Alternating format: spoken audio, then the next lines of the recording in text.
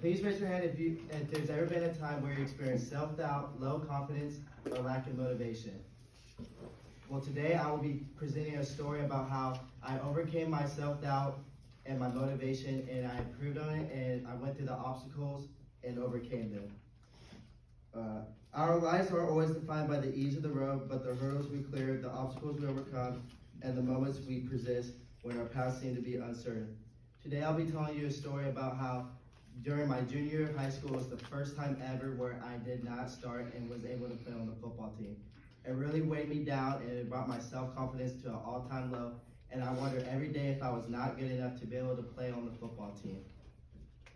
And then also in return with that, it just brought down my grades because the only reason why I wanted to play football and wanted to start to play football was because I wanted to be on the football team and start on the team. But since that was gone, I did not care about schools or grades or any of that. And then so in the spring of my junior year of high school, we're starting football workouts and stuff like that. My grades are a complete mess. I'm not showing up to any of the practices or anything because I lack of motivation to go, and I had self-doubt, and I thought I wasn't going to be good enough to even go. So then things got rough when my parents figured out that my grades were going down because my counselor was contacting them, as well as my coaches were also contacting them about me not showing up to football practice. So then my dad pushed on me to get on my grades and to go to football practice. And then since I missed all the workouts and all the football practices during the spring, I was really rusty, and I was even getting outplayed and punished by sophomores on the team, and I was a junior at the time. And then so going into the summer, I also injured my ankle, which in turn hurt myself really badly, and then I was just fed up and completely done with playing the sport of football. All my teammates on the team thought I wasn't good enough.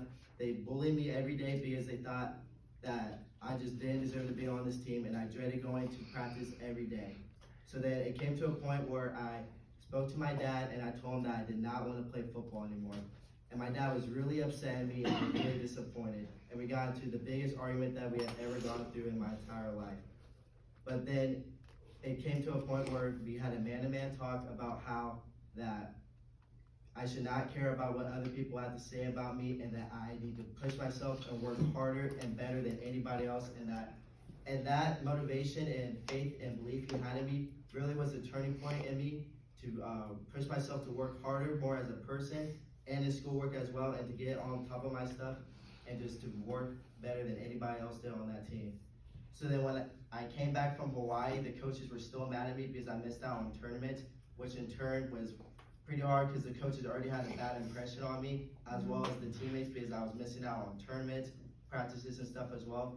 But I kept my head up and I worked as hard as I possibly can, and I made sure I would go into the practices and get every practice rep in, and I would make sure that I would show out and do anything possibly I could to be a starter on the football team like my dad believed in me that I could.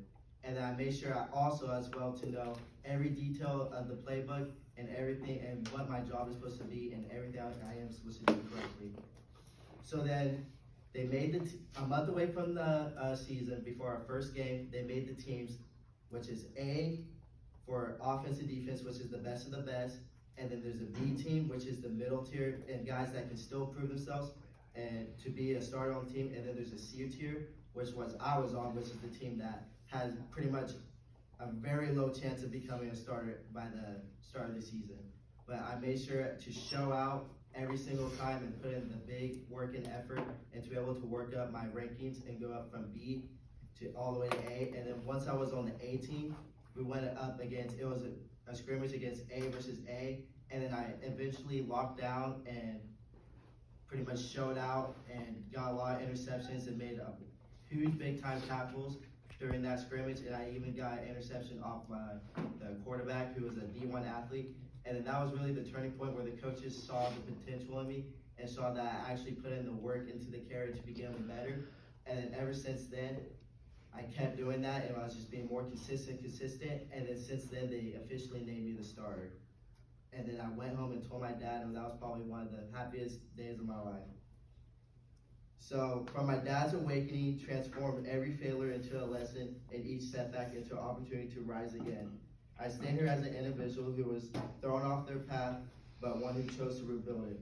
My journey wasn't just about football, but rediscovering belief and how a rocky road led to a steady resolve. Life struggles aren't always the end, but sometimes the beginning of something special. We're not just molded by victories, we're sculpted by adversity. Thank you.